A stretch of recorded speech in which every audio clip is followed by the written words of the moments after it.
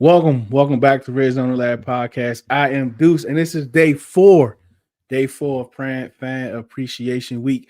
We got some fans here. We're going to talk about the Ron Rivera era. We're going to talk about this Washington Commanders fandom that we have, and today we got some rebranders. They're high on the rebrand, so we ain't had that all week. So we definitely going to talk about that today. Because I don't want to, want people to say I'm anti rebrand. I don't want nobody to say I'm anti rebrand. So we got some rebrand guys up on the day. We gonna rock, man. We also gonna talk about Ron Rivera. We're gonna talk about his tenure. We're gonna talk about what's next for EB and a big hire today. We actually got best available. Usually we get the scraps, but today we got best available. So we definitely gonna talk about that. We're gonna get right to it on the other side of this.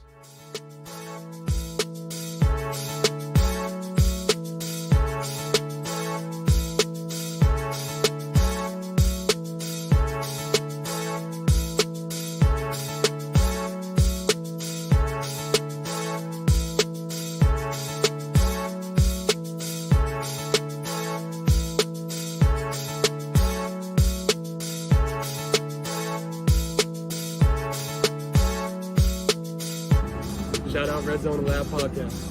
Hey, what up, y'all? It's Benjamin St. Jude's, DB for the Washington Commanders. I want to give a big shout out to Redzone In the Lab podcast. We are back in the building.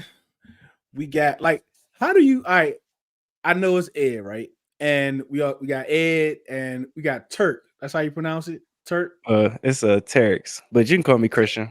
Yeah, you can call me Terex. Christian. Yeah. Christian. Nah, we gonna get into the Ed, the bourbon and the nows. Come on, how do you pronounce it? How do you? Because I know I be like hey Berber and Berber. I be calling you outside. How do you pronounce it? So it's Burberry and gold. So like Burberry, like the designer, Burberry and gold. Okay. Got it.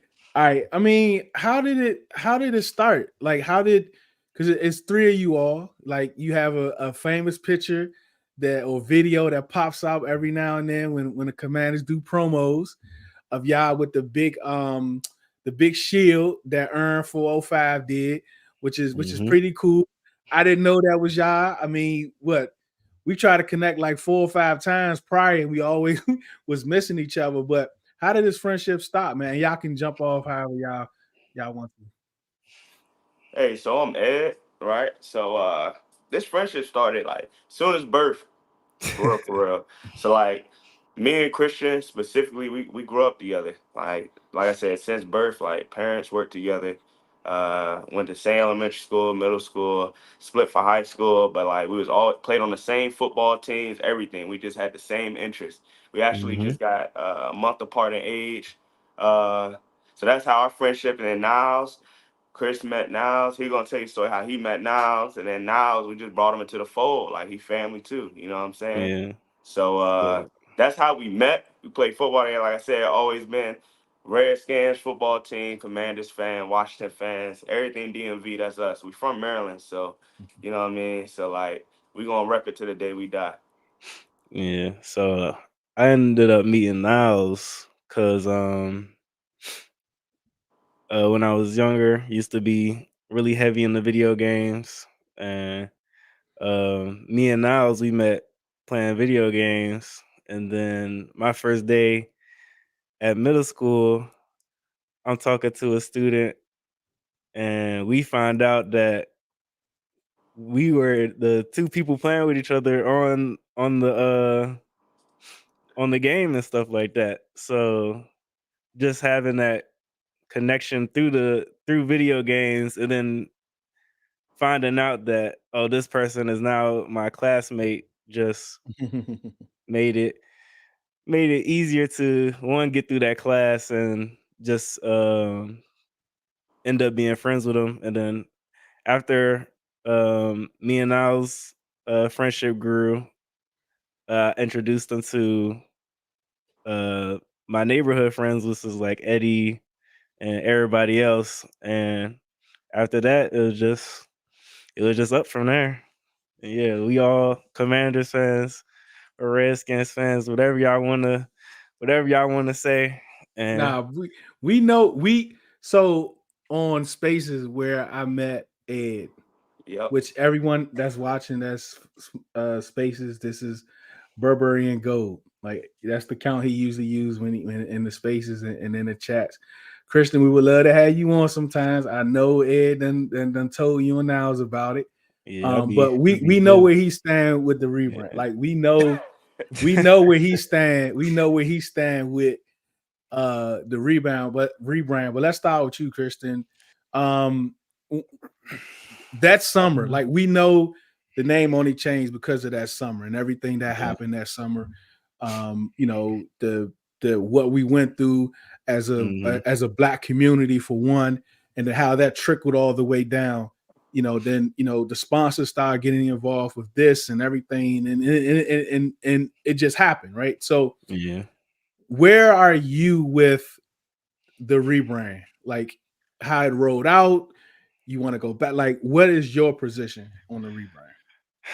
I mean, I feel like it was a matter of time before they changed the name just because of people in the media making it a bigger problem than what it was. So I didn't really have a problem with the rebrand, but I do feel as though they was rushed into making a decision when they could have waited a season and actually came to a conclusion on what they actually wanted to be, because we're probably gonna have another rebrand sooner or later with Josh Harris. So it's just like we could have waited on that. We could have waited for new ownership because everybody knew Dan Snyder wasn't going to be in office for that long. And yeah, it sucks, but I wish they would have kept the original jerseys and just changed the name and the logo on the side of the helmet. I don't really like the uniforms that we got now. I wish we would have kept like I said, the same uniforms that we had even when we were the football team. They could have just kept that and kept the W on the side and just been named the Commanders, and I feel like people would have liked the name more than where it is now. Yeah, like shout out Justin, Carlton, Hawk, Cat Outlaw, and Juan. Shouting out Burberry. Y'all know Mhm. Juan, What what up, it do. Juan? Yes, Um, sir. I think okay, so Ed, I believe it'll be a rebrand just because we're having a conversation. Like I could really care less, right? But I do need to know. Like I'm not going to keep buying merch. I'm not buying any more. I will probably buy a rookie this year, a jersey, a rookie, and then I'm just not buying anything. We went to the Atlanta game last year, and I found like a $30 Chase Young jersey from like WFT, right? Because I don't want to spend money when when it's not concrete of what they want to do. But what's your position on the whole, the name change, the rebrand, and what you would like for them to do moving forward? So in regards, so like, dudes, I know we talk about this in spaces from time to time. Like as far as the rebrand, I don't mind it. Uh, like I grew up on the Redskins, you know what I'm saying? Like that Mm-hmm. was the whole 18 years of my life. My mom, she grew up on the Redskins, so like that was just always the culture. Like you gonna watch the Cowboys Redskin game, you know what I'm saying? Like almost like what Chris said, like if we didn't change like the jerseys and all that stuff and just change the name, but it was rushed because they wanted to change everything. Like they wanted it to look like a full rebrand while at the same time keeping the distinct and historical colors and stuff like that. Uh, I was, as y'all know, like I was in Oklahoma for a while, and Mm-hmm. while I was out in Oklahoma, like it's a big population of Native Americans out there, and like not saying like it carry on. So like it's a big population out there. And like the ones that were like Washington fans, like they still don the Redskin Yeah. jerseys, the Redskin shirts, the Redskin like biker jackets and all that stuff. Because they took it as a sense of pride. And I know like that's been like kind of Hold like on. a Biker jacket. narrative.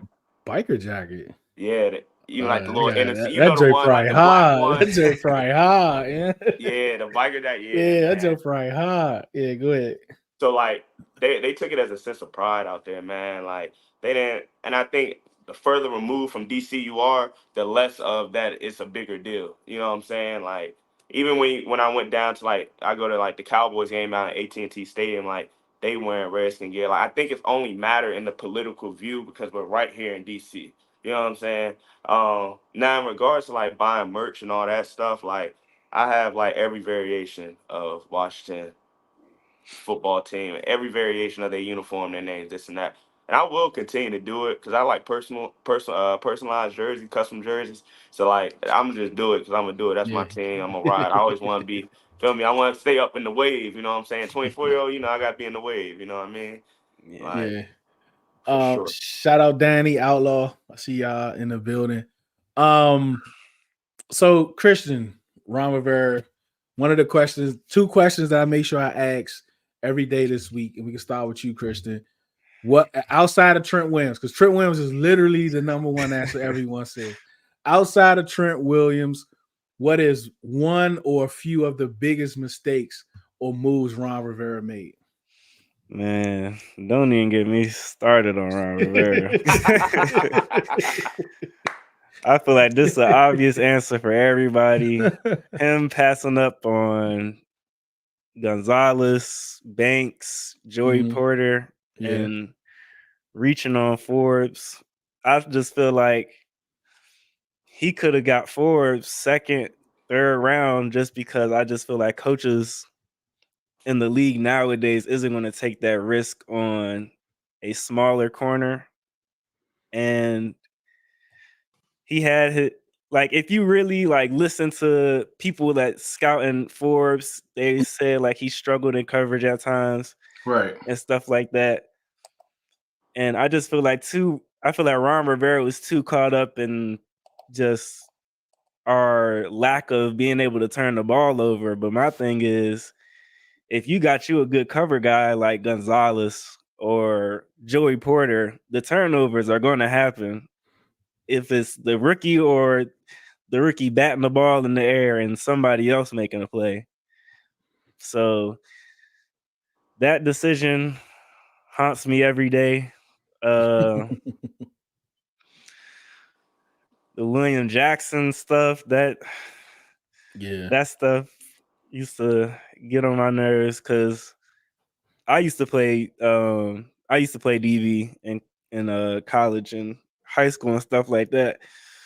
So it's just like we picking up guys that aren't even being used in our system correctly, and there's guys on the board that fits our system perfectly, like Banks.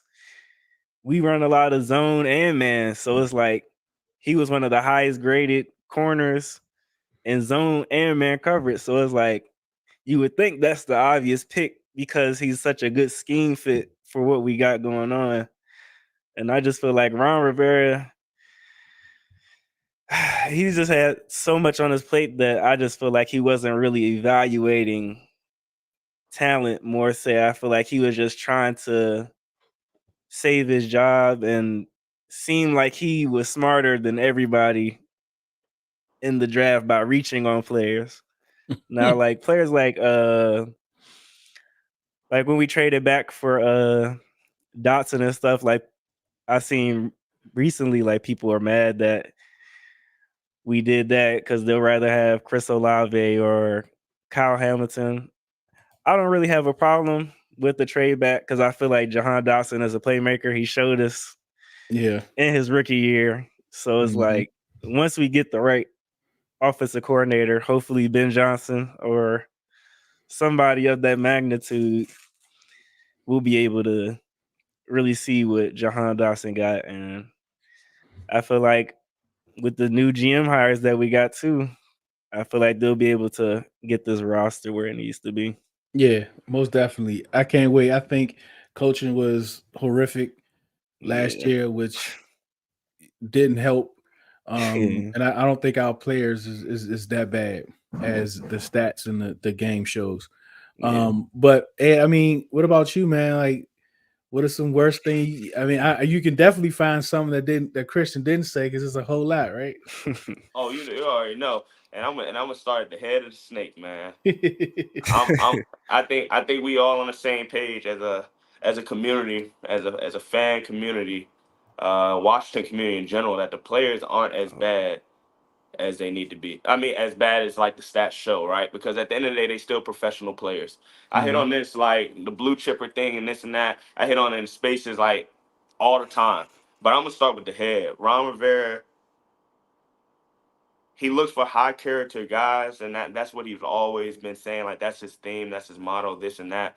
But I think I love him as a person, as a man. He's a great man. He's overcame so many obstacles in his tenure in Washington. But in regards to him saying his character, personnel, and all this stuff, I think his character was flawed as a coach, right? I think he was so stuck on trying to find these That's a players good that point. fit that he forgot that like you still need to coach this football team to win games and to produce on the field.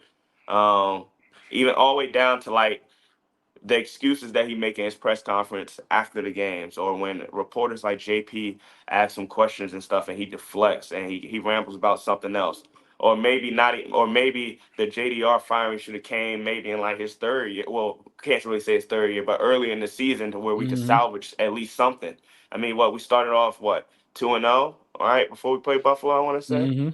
Yep. So like, come on, we gotta do something. Like we've seen it going downhill, but the season by mid-season it was still salvageable at that point to at least even hit the wild card. I mean, the Giants were under us in the standings. Like we still had a shot. Somehow the Giants finished ahead of us and we end up last. So like I said, it starts with the head of the snake with Ron Rivera. And I think as much as he speaks on character, maybe his judgment of character wasn't the right thing to do. I also when he took over coaching the defense. I know he said he was like he's been trying to run this whole organization, and he just started coaching like the last 3 weeks or 5 weeks. Yeah, that was wild. Yeah. I mean, come on, like it's certain stuff you just don't say. I spoke about like how he may be a laid back coach or whatever, like his coaching style, but you can do that when you have those blue chipper players on your team, right? Those ones we heard too many players after the season during their end of the season interviews say nobody stepped up and was a leader. And then you look around the locker room like you're getting paid millions of dollars to be a professional football player. I would expect everybody on my roster to be a leader. I mean, y'all came from college programs where y'all more than likely was one Well, of those leaders leaders. in those Yeah, locker rooms. that's But true, man. I never but thought now we about it get to like the that. point. Now we get to the point where it's like now there's no leadership in the locker room. But when you look at Ron Rivera and Carolina, like that 1 year, I mean, look at the blue chip players he had on his team. I would say like the stronger personalities and mentalities. Yeah, I mean, you had Cam Newton, you had Luke Kuechly, CMC, Josh Norman. Like those guys going to step up and they're going to speak in the locker room. They're not just going to wear that C on their chest. They're going to show it through action. They're going to show it verbally, and they're going to hold people accountable. We didn't have that this year. I know y'all get tired of hearing me say, I'm tired of the pregame speeches from John Allen, Yeah. right? Because John Allen, I mean, the most playing time he get, the most time you see him on the field is when our social media pages post him doing a pregame speech, and then he proceeds to go for 0 stats in all the columns. I mean, not even no hurries. I know we're in this pressure-ridden league where everybody's happy about pressures, this and that. But come on, Yeah. he don't even get that. He don't even get that, right? So, like I said, the judgment of character.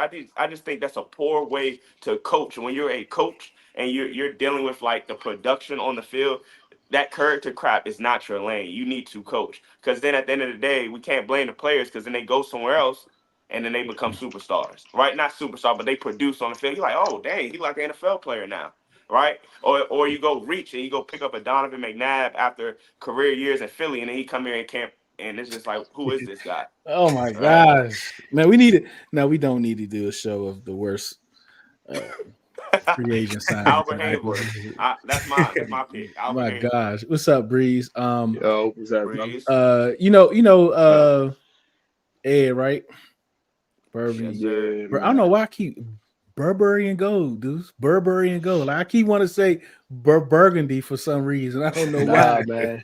Burberry, and we got I Christian. told him, He's on audio only. Breeze. That's why you can't sing. told him last time I seen him, I felt bad, man. Wow. Nah, it's good. You got the dub though. He was like, I seen him at the Turkey Bowl, and I was so locked in on what. Oh yeah, was because I going told him on. you was up there. Yeah, because you told him. I'm saying, yeah, Breeze up there too. Yeah, I remember Yeah, that. I I remember was that. so locked in. Like I knew what was happening, but like 20 minutes had gone past. I'm like, damn, man, I gotta do him. I gotta hit him up real quick. Like my bad, bro. My bad. Oh nah, for sure, bro. You was locked in, got the dub, hold that Yeah, trophy up at the end of the day. That's what matters. You know what I For feel yeah. me? sure, for sure. Mm-hmm. So like Christian, what's up with EB, man? Like he hasn't had any requests for anything Mm-hmm. as of today. What did you expect of him, and how do you think he actually fared? See, going into the season, I was excited for EB I was pumped up. because seeing what he was doing with Mahomes and stuff like that had me excited to see the offense finally take that turn that we've been waiting for. But I feel like, because in the media, shady, everybody was talking about how he was bashing EB, saying like he doesn't know how to scheme for players, and he don't bring the best out of the best players on the offense. And prior to the season, I was against it, but after these 17 games, I see what he was talking about, because we will have players like Terry. He'll have 3-4 targets the whole game, and Brian Robinson will have 10, 15 carries. I feel like B-Rod should have at least 25 carries by the end of the game, or at least 20 carries. And I just feel like EB was so hell-bent on trying to develop Sam Howell that he just forgot about everybody else in the offense. Like, I feel like every time we ran the ball, we was picking up about 5 yards, 4 yards a carry. You do that 3 times, that's basically a first First down. So down. it's just like he was trying to make Sam Howell something that he wasn't, dropping him back 40, 50 times a game, trying to carry this offense when it's like this is Sam Howell's first time out there, and you got players on the team that will make Sam Howell's job easier. So it's just like, I just feel like he was trying too hard to prove that, yeah, I can call plays and yes, I can develop a player, but he wasn't really trying to play to the strengths that we have with Terry and Jahan Dotson, and how good our run game could have been with B-Rob. And I even like what I was seeing from Chris Rodriguez and Gibby at times, but I feel like he was just being too complicated on trying to prove himself as an OC instead of just coaching a game that's gonna help us win at the end of the day. Because you have wide receivers running in the same Oh area, man, let's not talk. and it's like, And I'm that just happened often. That looking, happened throughout yeah. the It's whole just year, man. like every game you seeing at least 3, 4, 5 clips of 3 wide receivers in one area, and it's just like, what's going on in practice? I feel like this should get addressed in practice by Ron Rivera at least. Ron And ain't saying and nothing. it's like, yeah, the O-line was trash, but there's teams that had poor offensive lines that are incorporating game plans like moving the pocket, or or relying on their run game and trying to set up some good pass plays. But Here we are. I don't think he'll be here much longer. And hopefully we bring in somebody that's gonna actually scheme up something that's gonna free up our playmakers. For sure.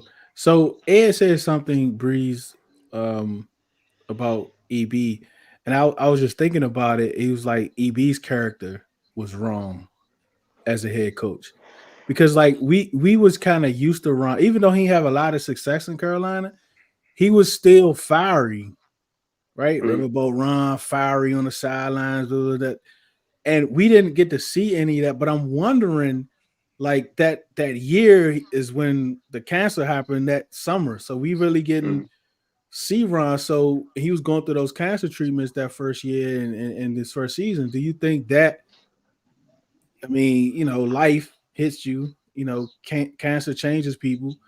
Do you think that has something to do with him? Like he got focus on his pressure, this, and like all these different types of things. Because I Mhm. never, till Ed say, I never really thought about it before.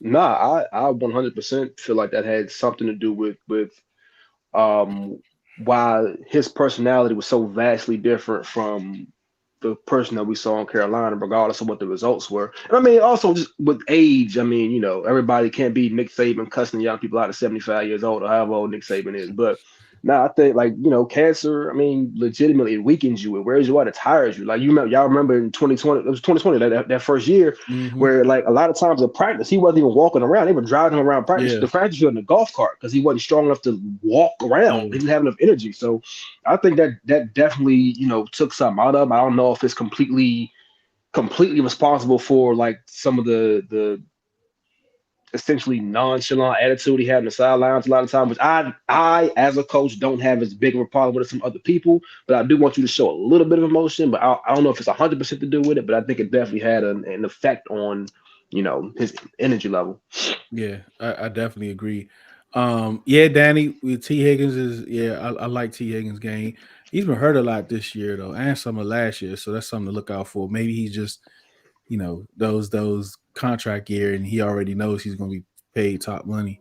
Yeah, Um, when healthy, that boy's a dog. yeah, cancer, COVID, his mom passing off the field. It was a lot, especially having cancer during the heat of COVID and stuff, and Mhm. having to be around all of these players, and you have to do as part of your job to be around people, and then you got all types of stuff, man. But let's bring Chuck up here. He's in the building. What's up, Chuck?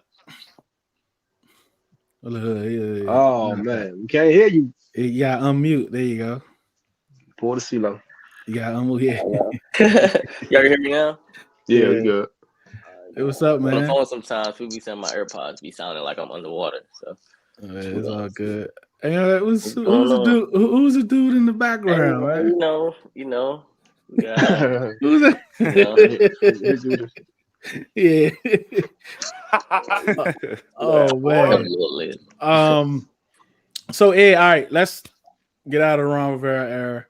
Um. EB era. Well, EB era is still going on. Like we don't know what's that about, but Josh Harris. Um. Are you a big NBA guy, Christian? Are y'all big NBA guys? Yeah, we Yeah. just suck. Oh, yeah. Yeah. What was his Wizards. Come fan on, too, like man? what you? So But yeah, like but we all know who Bob Myers was. Like, correct. Yeah. when you think about NBA executives, it's some guys out there that we know about, right? We know about Correct. Bob Myers. We know about the Lakers guy. I can't think of his name right now. Magic. No, not Magic. What Jerry cash? Buss. No, no, Jerry no, no, no, Buss. no, no, no. The executive they have now, the GM, the executive guy.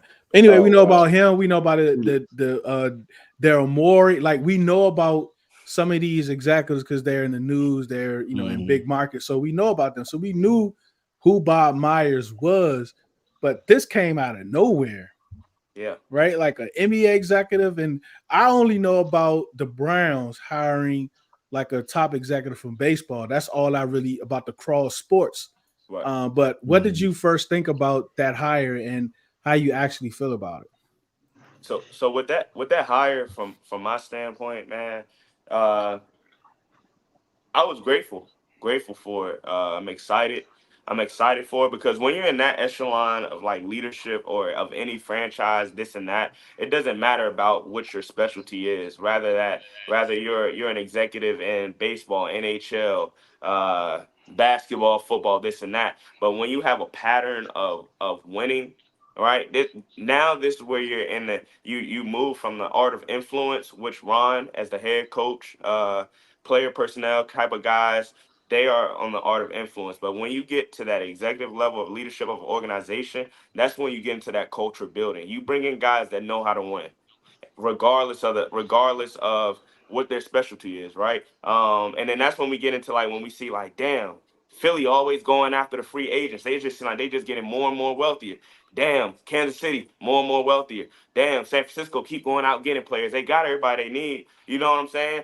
So when you're on that level, you need to bring guys that know how to win, regardless of what their specialty is in. Bob Myers, Golden State guy, like we seen what he's done.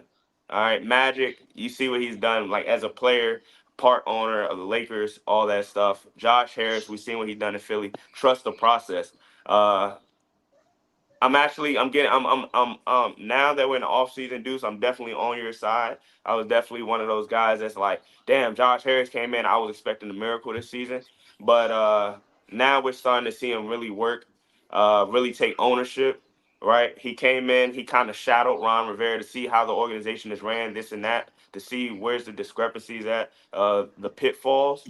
And now he's aggressively attacking those pitfalls and filling those holes, plugging those holes. And matter of fact, he's not plugging any holes. He's building a whole damn new shit.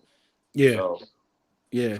Christian, man, like this is the first time, and probably like ever. Well, I don't want to say ever. Let me see. When Tepper came in, he gave Ron a year and a half, right? a year and a half. Yeah. Yeah, he gave Tepper a year and a half. The Broncos, when the Wardens came in, Josh McDaniels was already in play, right? I think he was Was already he? in play. Yeah, because they just fired him this year. No, not Josh. Josh Nah. McDaniels was with the Raiders. Who was Yeah. the Broncos? You mean Sean Payton? Yeah, well, Sean Nah. Payton was this year. Sean Payton wasn't the coach though. You talking about? It wasn't Vance Joseph, was it? I don't know who the head coach was, but I don't remember. You talking about the year before? No, It was, the year the team was sold. what head coach did they inherit? Yeah. Who I'm not did sure. Sean Payton replace? I don't remember. I want to Oh, say Vance Joseph. it but I was don't. wasn't it Nathaniel Hackett? Oh, That's it. Hackett. There you go. There you go. That's it. Yep. Hackett had a couple years. But this, like, he came right in. So this all season, it's like we're just starting from scraps as far as front office. So like, Chuck, how do you feel as a fan going through this process? Because this is, and I like what Ed just said, this was my whole thing. I never got too high because of the ownership change, in a sense where it was going to affect the player on the field. That's why I was always like, I can't lose this year, right? I didn't expect, but I think that's the reason why so many of us fans are so upset, is because you got EB coming in here from winning championships. You have that showing from Sam Howell. He could push the ball downfield. Our defense was total yards number 4 last year, and the hype was just crazy. We was so far up. And then the season had, like, the fall was so long. Like, man, like week 14, like week 15 through 18 took like 3 months, bro. Like, It seemed like it took forever, and the fall was so long. But we here now, Chuck. Like, you hear people were saying, man, I ain't my season ticket. I ain't doing this. I ain't going. I ain't doing it. But now they like, I'm back. I'm back. Just by one move. By one move, I'm back. I'm back. So, like, where are you at right now with the team, Chuck? I mean, people was like that way back in June, July, when we that's what I'm saying. Yeah, that's right. They was when we got them new bleachers. Everybody was like, I'm back, I'm back. So it's like, fans gonna be fans at the end of the day, man. But it's like, it's like you said, I don't think, like, me personally, I never really got too much on a high horse because there was so much going on. Like, you had EB coming in with his track record. You had Sam Howell coming in after playing only one game, and it was a good game, but it was nothing that really made us like jump for joy. So me as a fan, I was just like, this is really going to be like a make or break type deal where everybody's going to prove something or everybody's just going to lose it in one go. So that's why I started, like, in the middle of the season, I started saying, hey, this is a Band-Aid year, man. We're going to have to start ripping these Band-Aids off, and it's going to hurt for a while. I didn't know it was going to hurt that bad for us to go 4-12, but, these are some of the things that teams have to go through. Yeah, 4-13, that makes it worse. But that teams have to go through to get better, man. You have to sometimes you got to hit rock bottom before you start to climb up. So that's how I feel. Yeah, I mean, where you at, Ed? Like, how you feeling about everything that's going on with so far. I mean, we signed the hottest thing on the market, and I think Slim said it best. Like, when the last time we got best available, right? Like, it's usually whatever's left over, right? Like, whoever Yeah. wants to try to make a name for themselves by coming. But now we Allegedly got, last offseason. yeah, right. You know what I'm saying? So, well, That's what I'm about to say. I mean, even with that, but it's like, yeah, like we got the best guy on the market. Like, literally, it's not just us saying it or local. It's nationally, we got the best guy on the market. And it made such a splash, like in national media and all that stuff. And it's changing. Like this is the first time that I've seen a pickup like that, where it's not like we're getting the scraps, right? Or Mhm. somebody that's on the downfall league. Like we literally have somebody that's up and coming, that everyone's saying is going to be a top executive. He's still young, the young mindset, right? Uh-huh. But that comes with, like I said, I can finally say that now I actually believe in this whole culture thing. Everything Ron has been preaching for the last 4 years, he didn't do it, but I see it now after he has left, because we have an owner that's doing it. The reason why we got the best available is because we're going out there aggressively. We're not waiting to the last minute saying, "Oh, we may have everything we have in this building." Like we know, y'all know that famous quote, right? But we know that we're not where we need to be at, but we're also making strides, not just knowing it, but actually making actions and taking strides to get into where we need to be at. But that just comes with aggressively pursuing these candidates and this and that. And just how Josh Harris did that, he set the tone. Leader leads from the front. He led from the front, got us a top executive, right? A top GM. Guess what's going to happen now? Like from now on, like from that point on, now it's all on Adam Peters. How you going to act? You just see what your boss did. Now it's time for you to go out there and aggressively pursue players in free Hmm. agency. Everything we have in our way right now, everything is in our favor. We have no excuse, right? If we just can't get it done next season, honestly, maybe there is a curse, right? But uh, like I said, now it's on Adam Peters. Your boss made a move. Time for you to make your move. Show that you're in the building. You're here now, right? And guess what? That type of mindset, those type of actions may be minimal, right? Because we see one person being hired, but that shit trickles down, right? Because once Adam Peters pick his head coach, now guess what? Head coach, make your move. I didn't got the best thing Hmm. on the market. Now prove that you're the best, or I'm not afraid to go out there and get the best. Hmm. Oh, look at Ed, man. I don't know, Breeze. You might gotta get Ed on here a little bit more, man. He pumped, man. Hey, man, Yeah. Hey, Christian, I'm man. with it, So, man.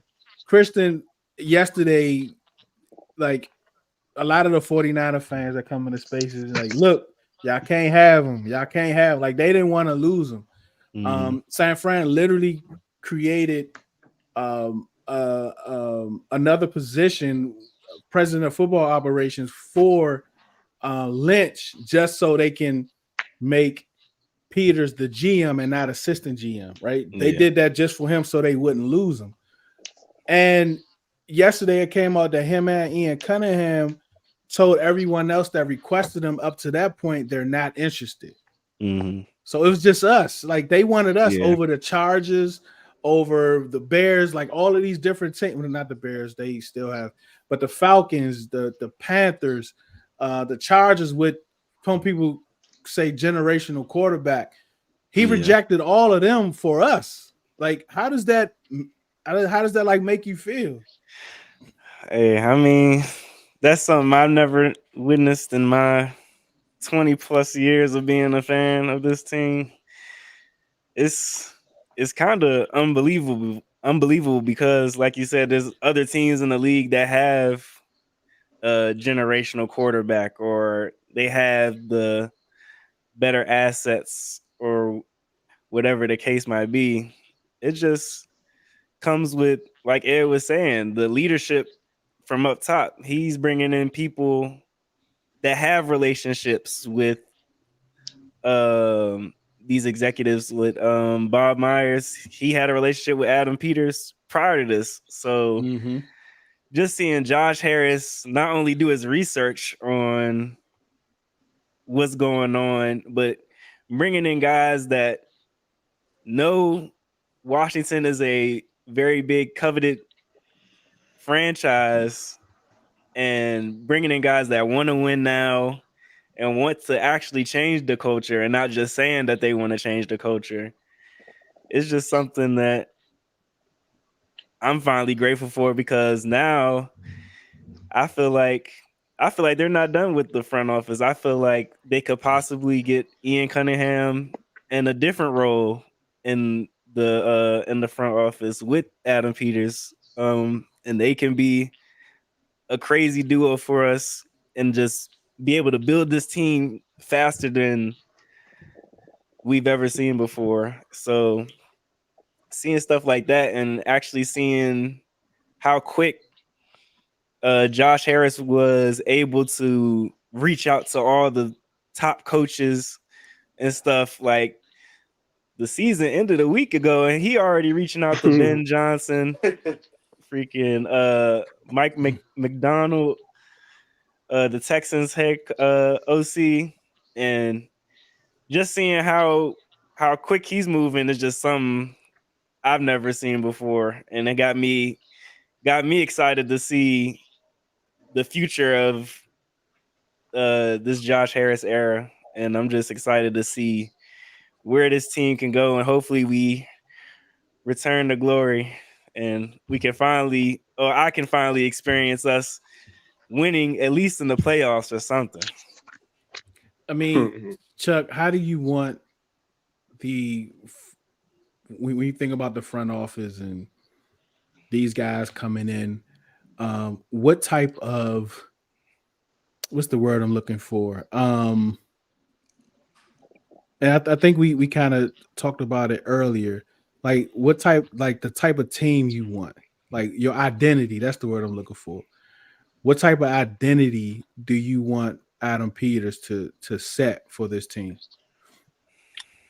I think we got to go in a different direction. Like, I get what Ron was trying to do with the whole men of character and stuff like that, but I think we gotta turn heel, man. Like, our whole team just gotta go and be nasty, man. Let's go knock some people's heads off their shoulders. I'm serious, because it's like, we have a Terry, we have a Jonathan Allen, we have all these quiet. We have a Kendall Fuller. We Everybody. got all these. Yeah, everybody's so quiet, reserved, and nobody really shows emotion. The last person that really was like out there like that was Chase Young, and he's not here anymore.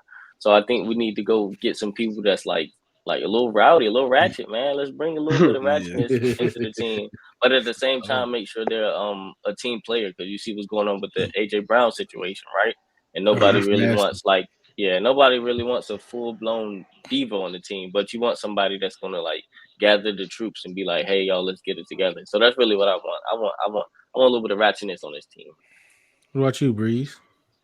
Man, I don't care if we got to run a wing T and a 46 defense. As long as we winning games, it don't matter to me, bro. Like, like, you know what I'm saying? Like, I agree with Chuck. Like, I want a team that's gonna be physical and nasty. I want some goons. I want a couple dudes that you. Hey, listen, when after 8 p.m., do not go outside because I don't trust you. I want a Right. few of them Yeah, dudes. yeah, Like, you yeah, know what I'm yeah, yeah, saying? yeah, yeah, Like, yeah, yeah, yeah. I want a few of them dudes. But at the end of the day, as long as we winning, it does. I do not care. I'm trusting uh, um, Adam Peters and whatever vision he has. I'm gonna trust it and pray for the best. What about you, Ed? Hey, I love the direction in which this conversation is going. Absolutely. Hey, Talk Chuck, about this all the Breeze, time. Chris, Deuce, I agree 100%. We gotta have some goons, and it's gonna lead me to my next point. I know this the Redzone In the Lab. I'm not trying to steal the show, but my candidate for head coach is Mike Vrabel, right? And that's only because I want a team that has the mentality of the city, like so the mentality of like Philly, like Sirianni got that. Like Philly is Philly, you know what I mean? Baltimore is Baltimore, like Harbaugh running it, letting the guys express themselves. Like the team took on the mentality of Ron Rivera. The team, but the players on the team ain't have cancer, so it's like y'all not in the same realm as Ron Rivera to take on his type of mentality. I want Mike Vrabel. Why do I want Mike Vrabel? Right? Because I want Mike Vrabel that's going to go up to John Allen and be like, "You not producing. You no longer my team captain," and rip that C off his chest. Right? Mm. Now, I want a Mike Vrabel that's going to get in that locker room and tell everybody to shut the f up. Listen, this is what we're going to do. Right? I want Mike Vrabel because he's going to bring in guys that I know is that are winners, right? You can't just have anybody just say, "Oh, we got anybody in the locker room," right? Because people aren't going to follow somebody that ain't win, especially not in this field of football. Like, I'm not just going to listen to just anybody. You got to bring in play. That's what we got a free agency for, right? That's why you bring in a Mike Evans, right? You bring in a Saquon Barkley, right? You need guys that are performing at high levels at their craft. That's going to rally the troops, and people are actually going to listen to them because they're like, okay, this is a student of their craft. They're technical experts in their craft. They know how to win. That's why you go out. I know they say you don't scout the helmets in college, but that's also why you go to these programs. Like, you don't sit there and be like, okay, I'm gonna go to, let's just say, Mizzou or somewhere that's playing at the bottom tier of the SEC. I mean, you might have a stud there, but you need to surround them by players that know how to win, right? That's why you go get those blue chip players, right? That can, like I said, that can rally the troops, but that's not only just talking, but they're walking the walk as well, right? You can't just have like a John Allen telling Manuel Forbes, don't leave out the hotel at 8 p.m. Like, man, what you gonna do? You gonna show up on Sunday? Or what? Like, what you know what I'm saying? Like, I'm not He finna, said you you know what gonna I'm saying? show I'm up on not finna listen. Sunday. I'd rather Nah, have that's Sam good. Howell or like Terry, but that's not Terry personality, right? No, it's So, not his like, you know what I'm personality at saying? all. I'd rather have, honestly, I'd rather have a Deron Payne leading that huddle doing pregame or something like that. But those are the type of players you need to go out and get. Mike Vrabel, that's what I want as our head coach, because he not going to stand down to these players. Like, he going to get in somebody's face, and he been there before. Yeah, Phil, we definitely appreciate you for joining. I think this is your first time commenting. Please continue to comment, come back, subscribe. But yeah, DJ Swearger was one of them ones. Like, he wasn't the greatest, but he brought energy. He expected everyone to play at a high level. He definitely wouldn't have been on this team with Ron. Like, definitely. Like, Ron would not have wanted him on this team at all. And that's what we need. Like, we need those type of players. And Terry's not that. Terry, and this is where I think Jahan was kind of alluding to when he was talking about, leaders in the locker room. It wasn't so much that he was dissing Terry or anyone at all, but there was no one in that locker room to go up to EB and be like, man, look, this is not working for us. Right? Terry is going at John like, yes, sir, yes, sir, yes, sir. We're gonna make it work. I'm gonna work hard. I'm gonna make sure I get it done. But that's just who Terry is. It's no fault of his own, but there was no one to go in there and be like, man, this ain't working. We need to do something different. We don't have Ron built that team just for that. Like, no players that's gonna do that. They starting to do it, they started doing it like halfway through the season at the end of the year, but no one was. And Deron Payne to me is not a leader. Like, Deron is just gonna go out there, play ball, and go home and play his game. Like, he just seemed like that type. Like, he got his money and he's just chilling. Like, he's still gonna play hard. I still think he wants to be the best, but he got his money. He's like, man, I'm just, man, whatever. Like, they don't want to be here, whatever. Like, that's just who I think he is. But and when you think about Curtis, like, Curtis looked real frustrated all year. Like, every time you see him, he just looked frustrated all year. And I'm sure Jahan and those guys was frustrated. But yeah, Chuck, like, who do you want, man? Like, who do you want as your coach? I want Harbaugh, man. I've been saying it for like the last couple of days. I want Harbaugh because he's proven, he's somebody that's went and he just won a national championship, and then he was successful in the NFL. He didn't get that Super Bowl, but he was very successful. But if we don't get Harbaugh, I'm leaning on one of the younger guys like Ben Johnson. And I think that's who it's going to come down to, really. Either we go with the older back coach, or we just go with the younger guy to give him a shot. But I'm Team Harbaugh right now, man. I like Ben Johnson, but I haven't seen nothing that make me want to jump through hoops to be on his team yet. Yeah, where you at, Christian? Look, my dark horse candidate for head coach is Mike McDonald. I like how he got that Ravens defense playing. And look, that's how I want my team to be. I just want a chippy defensive team that's gonna go out there, and it's gonna be a hell game for whoever on that offensive side of the ball. Y'all not about to keep on gashing us for 300 yards, like, I'm tired of seeing quarterbacks who shouldn't even have these stat lines against us. Mm-hmm. I want to see players flying around. I want to be running the ball. Like Ed was saying, we don't have really that many blue chippers on the team because Ron Rivera was so focused on finding that high character guy to where he's just passing up on straight up dogs. And some that I'll be telling them is like, I don't really care about all the character stuff because at the end of the day, that's something that your captain should be able to handle. If somebody's character's out of line, that's where your captains come in and they get them right and squared away to become professionals in the league. Yeah. You need to be drafting the best player on the board that's going to help you win football games. So That's right. I need me a head coach that wants to take the wheel out of the other team. So it's just like any guy, if it's Vrabel, if it's McDonald. I like Ben Johnson because he's a young offensive mind, but I more so want that defense to be in that top 10 ranking at least. Yeah, I'm with you, man. Unashamed. We appreciate you for joining. I think it's your first time commenting. Definitely continue to comment. But yeah, we're definitely gonna get into that in the off season about free agency and who we want. But Mike Evans is definitely on the list. No, I don't think Harbaugh is going to be too volatile.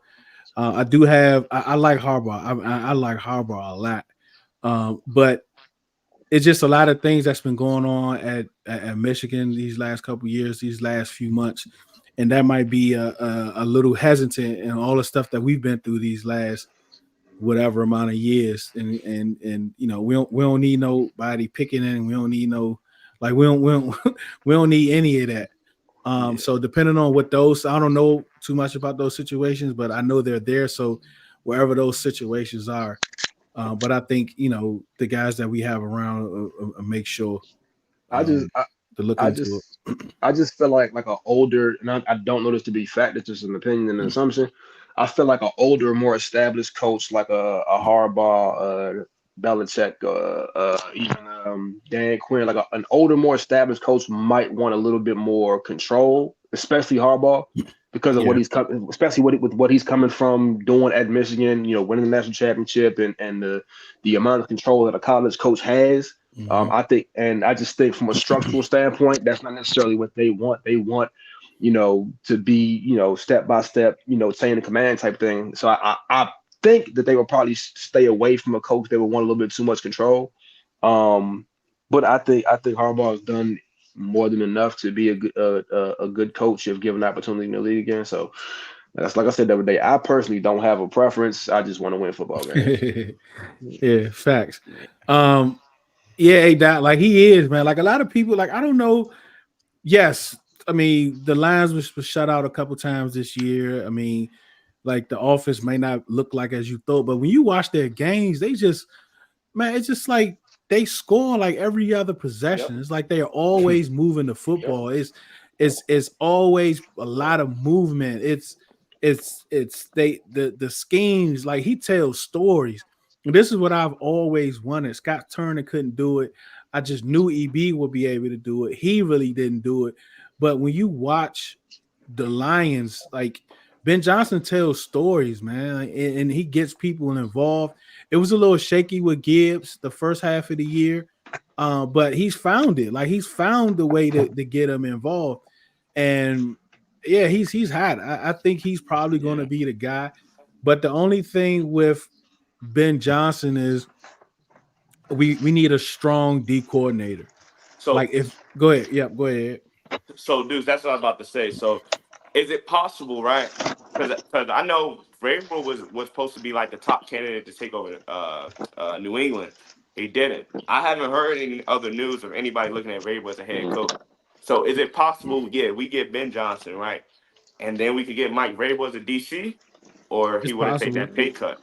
It's possible, and that's what I'm thinking about. And the thing with New England, like, outside of New England, had this thing about Vrabel and but I don't know how. But Belichick has some type of succession plan already in place. So it was going to be Mayo regardless. But that's what I'm saying with the offensive minded head coach, especially a young guy. We need a strong D coordinator, right? You talk about Vrabel, you talk about Raheem, you talk about Aaron Glenn, you talk about any of those guys. But the only thing with Al them Harrison Dallas too. is that He can get is promotion. yeah, but the only thing with that is you're going to have to give them that assistant head coach label too, because of the fact that they're not just going to take a lateral move. The team is probably not going to give you permission, so it's going to have to be a promotion, and that's the only way for it to be a promotion. So the only and that goes with another thing about just people wanting to be in Washington now, like with this whole thing. Like if you have a winning culture, like people just want to win, right? So like if you have a winning culture, they wouldn't mind taking that demotion, for the lack of better words, if they know that they believe in the vision, they believe in the process, that like, okay, we can make this happen and for years to come. Like you'll have a stable job, we're gonna constantly win. You know what I'm saying? People will take that demotion type of deal because favorably, I mean, I would want Ben Johnson. Like I don't have any preference, right? Yeah. But like I think Ben Johnson would be good in my opinion because I feel like he'll be able to balance out EB if EB is even still here when the season do come. Because I feel like another thing is that with the younger coach like Ben Johnson, like I feel like they're more in tune with the game. I can't tell you how many times like I'm either sitting in my seats at FedEx or at a away game in MetLife or something, or just watching it on Stream East, right? And I'm like, call the timeout, and Ron Rivera just like seconds too slow. It's like he's not. I need somebody that's like in tune, that's paying attention to the game, like that's very like aware of what's going on, like the situation, right? And that do come with a younger mind. You do get that. So Yeah. Can I ask the question? Can I ask the question? For all of the people saying that they don't know if Vrabel would take a demotion or anything like that, how do you get demoted from being unemployed? You don't have a job right now. that's true. Yeah. That's I also mean, yeah. I think he would much rather have a job, be getting paid, and be a defensive coordinator and show that he's worthy, while he does have respect as a head coach, that he's worthy of getting another head coaching job and be sitting at home and watching all these high-powered young OCs get jobs left and right. I don't agree with the demotion thing. Like I don't think that's a demotion because he's currently not employed. That's So just my, I do think like so it kind of depends with Vrabel, right? He's either gonna look at these jobs if he doesn't like if whatever like the people that wants him to come in, if he doesn't like the way those jobs are set up, he doesn't like the job, whatever. And if you don't want to take a year off, or if you don't want to go to college for a few years, then he may look at where can I go to, go back to my roots, like, take this defensive coordinator job for a couple years and then get back out there. Like that's the only way I see him not getting a head coaching job. But if someone offers him a head coaching job, I'm sure he'll want the head coaching jobs besides the defensive coordinator job.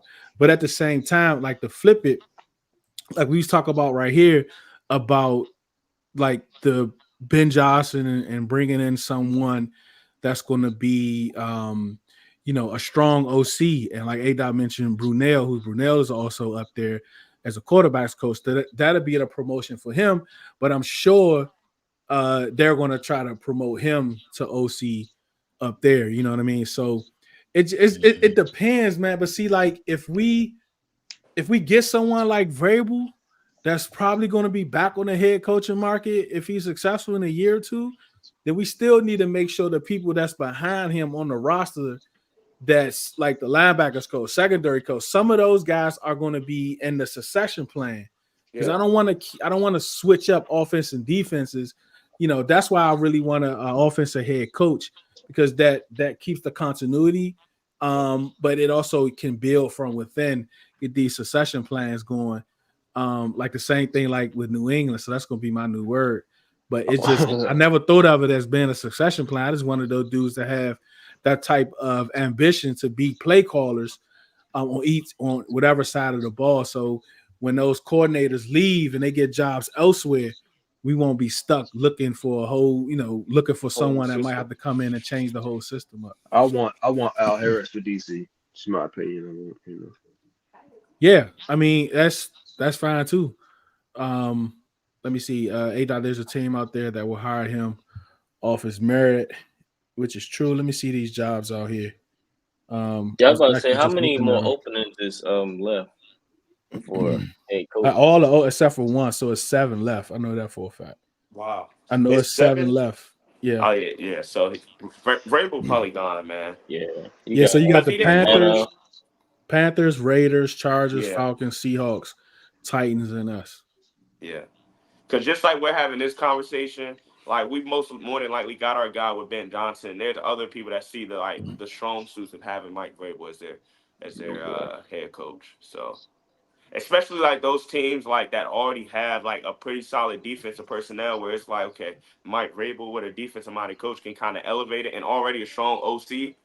I mean, that's a no-brainer. You just bring his leadership in. It's kind of plug and play at that point. Mess up my algorithm, cat. What's up, Oxtail? I mean, we can. I feel like if we pick up Ben Johnson, I feel like who the Giants had as their defensive coordinator will be a good pickup. Oh, wait, Martin. For us. Martindale. Yeah, Martindale. I feel like. But see, at the same, when you have young guys like Slowick, Ben Johnson, you have to be like, I want strong defensive coordinators, but I don't want overpowering defensive coordinators. Got you. You know what I'm saying? I just think Wink would be somebody like that. Maybe, and Vrabel may even be someone like that. You know what I mean? But you get someone like Aaron Glenn or Harris or Raheem, one of those dudes won't be overbearing. They'll be real strong because, and they'll probably get paid well. They'll probably get assistant head coach label. But at the same time, they won't be overbearing for, we want someone to help a young head coach, not, be like, nah, you do what you do over there. You know what I'm saying? But I think some of those, even Dan Quinn, I mean, I think, like she said, I think he's going to get the Seahawks job, but those type of guys are very strongly opinionated, and you got to be careful. Everything has to fit. I can see Vrabel going to the Raiders. That'd be a fit. I can see Vrabel going to the Raiders. Yeah. Then Antonio Pierce, I wouldn't mind Antonio Pierce as a D coordinator. You know what I mean? I think we're gonna have another Wilkes situation with him with the Raiders as was in Carolina. So I don't know, man. I mean, we can snatch Wilkes, make him a the head coach, but whatever we do, if we want to get one of those established D coordinators out there, we're going to have to give him that title because it's going to have to be a promotion. It's that, man. Okay. Man, dog tired, something else. See, Doug Peterson got fired and took a year off and came back as head coach. Andy Reid as well, and I keep going on and on as my successor. But Doug Peterson won a Super Bowl, though. That's a little bit different. Yeah, but I think the point is like some head coaches, when they get fired, don't work out, they take a year off. Oh no, I got it. And they'll come back. So and those guys, they just want to be head coaches. I'm just playing devil's advocate, like Andy Reid and Doug Peterson, because of the NFC championships that Andy Reid had and the Super Bowl that Doug Peterson won is not the exact same as Mike Vrabel. Although again, I think Mike Vrabel is a great head coach. I don't know why he got fired, but yeah, this is my brother, man. I'm glad it's his first time commenting. It's kind of crazy. Because he's older than me, and I never was around him when I was younger, and like I met him for the first time like it was like 10, 15 years ago. So it was like one of them hallmark moments, when you running real slow, you like, it's like one of them moments. But yeah, appreciate you joining, bro. All love, man. Outlaw in the building. Yo. Yeah, man. So it's so much to talk about with this team going forward. Like this all season is going to be just about football. It'll be just about football. and this is something we're not used to. So I'm very excited for this off season, man. Like Breeze, we was talking like we was gonna take some time off, but I don't know, man. Like it's gonna be so much going on, especially with us with the new coaches and this and that and hirings and all that stuff, and then right into the draft. So I'm definitely gonna be excited. Hopefully, you guys will want to come back on during the off season. We doing these fan appreciation, so it's more people usually than we have in the box. But when you come back on, we definitely give you more time to get your bars off for sure. But yeah, man, y'all want to like we was talking about in the beginning in the show about like the friendship with Burberry and Go and him Niles and Christian growing up together as Redskin fans, while going to the games together. You seeing them on the Commanders promotion videos and all that, just having a ball, having fun, man. Like the fans is here, right? Like we have we're global. We're global. I had the UK show yesterday where guys all spread out over the UK join the show. That's Commander fans. We're everywhere, man. And I think it's really going to come back up. So I definitely appreciate y'all joining. Christian, since you're on auto, you want to drop your handle or whatever you want to do, your last comments about the team, you can go ahead. Y'all can follow me on Twitter at Teryx No Arc. It's TERYX and then No Arc. Last things about the team.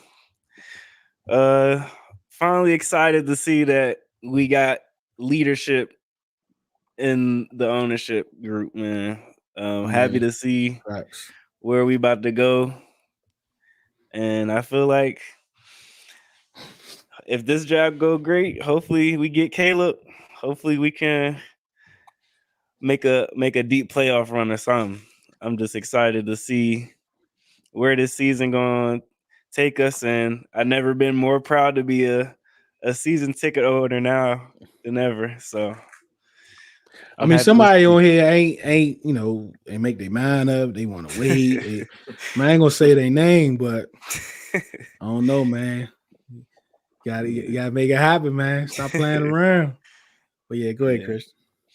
Yeah, I'm locked in with these season tickets for the long run, because once that new stadium get built, I don't know. They gonna give me that first priority, and I'm gonna make sure I get me something good. Might as well we have to start saving now. Yeah, because it's gonna be crazy. Go ahead, Ed. Hey, on any social media platform at Edball, EDBAL _1_. Commander wise, Burberry and Gold, hit us, DM us. We in the spaces, all that. Now y'all got a name to the face. Deuce, I do have one. I have one guy that I'll coordinate with you on the side that you may want to talk to in regards to DC. It's a DC politician who happens to be my brother. As far as like the Commanders move to DC, he may have some insight that might be pertinent to our community, Commanders community. Yeah, definitely appreciate that. Yeah. So yeah, definitely held to the Commanders, man. And I was one of those undecided guys until yesterday. All right, so I renewed my tickets today. So I'm looking forward to it, y'all. And I'll be glad to be back anytime, Deuce. Yeah, most definitely. Well, I mean, the dude I'm talking about, I mean, I think they're still open. They don't close till 7. So, but what's up, Chuck? Good, man. Look, I'm saying, like you heard, my bad. You heard Christian. He got his. You heard Ed. Chuck. He's serving, so he's all over the place in the country. Shout out Chuck, so, man. Yeah, most definitely. So he can't commit to season ticket holders. So I mean, y'all figure out who I'm talking about. Go ahead, Chuck. Yeah, it ain't me, because I can't, because of my job. I can't run around and be at the game every weekend. But I will make the games that I can. I definitely want to link in with everybody. But on my social media, it's Chuck2X on everything, Instagram, Twitter, all that stuff. My Twitch is the same too. How I feel, what I want for the team, man. Where is he at? see if make sure I'm pointing in the right direction. Yeah, this guy. I need this guy to come back and be better, man. He had an okay year. It wasn't okay. It was sort of bad, but I need him to bounce back. I need him to bounce back and be better, man. But it's no excuses anymore, man. No more.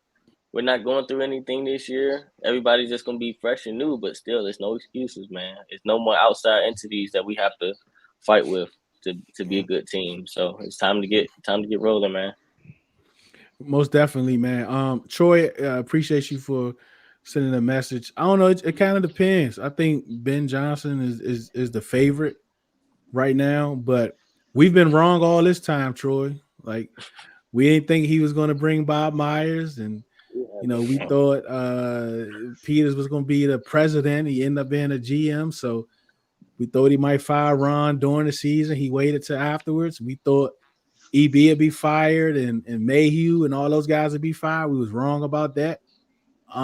So we just gotta wait and see, man. We just gotta wait and see. What is she talking? I might go back to 2. See, look at her. Look. She went season seat. She said no to season tickets. Then she got 1 seat, and now she going to 2 seats. See, look, that's all it takes. Some hype. That's it. That was us last year. Last year when Snyder sold that daggone whatchamacallit. Boy, this phone blew up. Yeah, it was crazy. Then I don't know. I don't know, Troy. I think they kind of run 2 different systems, and I don't think you can have EB around and Ben Johnson because they both want to call plays. I don't think that's gonna work. I don't think that's gonna work. Yeah. Hey Chuck, where you at, man? Right now? Yeah. I'm on leave right now. I'm in South Carolina. Like you're in the Army, right? Oh yeah. Where? Georgia. Georgia, where? Yeah, I'm in the Army too. That's what's up. I didn't know how many people like in our community actually served. Yeah, me too, man. It's a lot of us, and you look sort of familiar. I didn't want to say nothing, but you look a little familiar. So we might have to tap in with each other after this. Absolutely, for sure. Yeah, dog tied somewhere in the desert. Kuwait. Somewhere. Kuwait. That's where he at. Kuwait. Yeah. Yep. Kuwait. Yeah, that man. Like, but you know how I felt about the Trace Young trade. I mean, as you can see, no one else was willing to give up. No, everybody else was like in the 5th round range. San Fran, because they had all those extra comp picks, was the only team that was willing to give up a 3rd. So, yeah. I mean, shoot. From the production he gave them, we got off like a fat rat. Yeah. Yeah, I know what you meant getting Adam Peters. Yeah, I knew what you meant. Some people like, yeah, so we traded Trent Williams, Chase Young, and we got back Adam Peters in the 3rd round pick. Yeah. That ain't a bad bet. That's a good trade to me. You get a Super Bowl out of it. I'm cool with it. Only getting older, man. Like, shoot. Oh man, I think we get Ben Johnson. I think Mike McDonald. Yeah, the only thing about Mike McDonald, we supposed to end, right? The only thing about Mike McDonald is that we gotta go to a 3-4, and I know we all been there, done that with the 3-4. I think that if that's what route we go, all right, cool. Just make sure you get a nose tackle. I just think that it'll take us longer to build the defense switching to a 3-4 than to just add, not a little, like add pieces to the 4-3. So because 3-4, not necessarily, we don't. But let's talk about it before we go. So like, we don't have a nose tackle. Like we don't have a nose tackle. But we do have 2 potential 3-4 ends though. So Payne and Allen out. Yeah. So Allen played that at Alabama. Payne played a 0 technique at Alabama. Payne does not want to play the 0 technique anymore. Allen and Payne, the 3 technique gives them ability to rush the passer while tackling the runner back on the way. It gives them the freedom to use their speed, jump gaps, different stuff like that. Well, that's what it's supposed to do. The 3-4 doesn't give them that type of freedom playing those defensive ends. So, and then you have the linebacker, right? I think Jamin can play an edge. I think he could play the outside in that 3-4. I think he can rush the passer. I think he does enough to be able to cover if that's the case. I think he's fast enough, athletic enough. I think he can do it. That's it. We don't have no more linebackers. We have no more linebackers, right? So we got to get bigger. And those linebackers are a little bigger in that 3-4. They're a little bigger and faster, and they can move, but they're not necessarily sideline to sideline linebackers and the inside linebacker. So I don't know how many of those are in college right now, because that position is getting so much smaller now because of these tight ends and these running backs can run these routes the way they're running them. So it's going to be interesting to see, man. And I think our safety room is going to be better than our linebacker room, at least more experience, especially if we bring Curl back. So you're going to want them on the field more. So it's something definitely to talk about.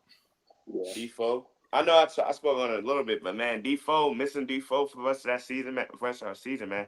Like, regardless, I do feel like Defoe could still become one of those leaders in that locker room, man. I really do. With the intensity in which he plays with, man, like, I really do. I even think Defoe elevated St. Juice Defoe elevated the DBs as a whole when he was on the field, honestly. Yeah.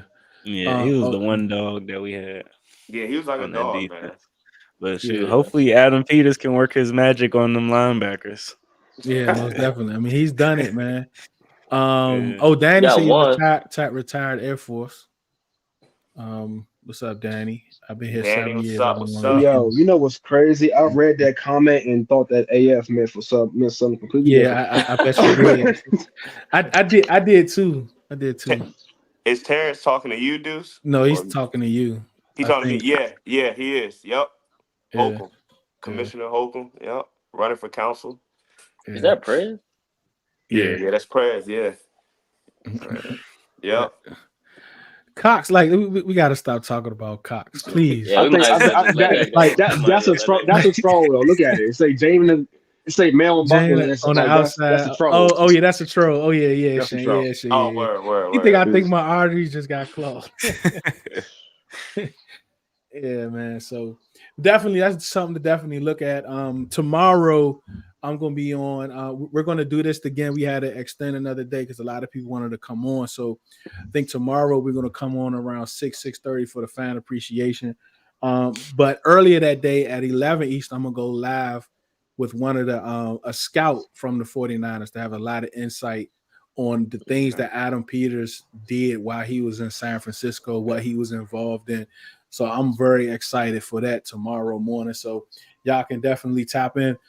Breeze, what you got? You can end it, Breeze. I can end it. I might have some news pertaining to what I'm doing every other Sunday this fall next week. So let you know. So Deuce want to put me on blast. So let y'all know. Let y'all know. All right, man. We definitely appreciate y'all for joining, using your time. We know it's very valuable for you to spend it with us. We definitely appreciate it. Remember, do it because you love it, not because it loves you. And Chuck is going to open up a space right after this podcast. One beat, one sound, one heart, one love.